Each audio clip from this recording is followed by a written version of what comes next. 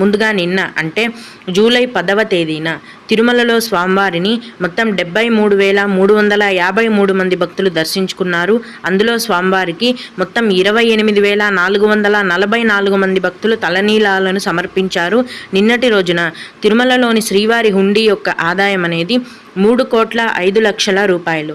ఈరోజు కూడా ఎటువంటి దర్శనం టికెట్లు లేకుండా నేరుగా భక్తులను ఫ్రీ దర్శనానికి అనుమతిస్తున్నారండి. ఇలా టికెట్స్ లేకుండా నేరుగా వెళ్ళే ఫ్రీ దర్శనానికి మొత్తం 18 గంటల సమయం అనేది పడుతోంది. అలాగే తిరుపతిలో ఇచ్చే సర్వదర్శనం టికెట్లను తీసుకొని దర్శనానికి వెళ్లే భక్తులకు దర్శనానికి 5 గంటల సమయం పడుతోంది.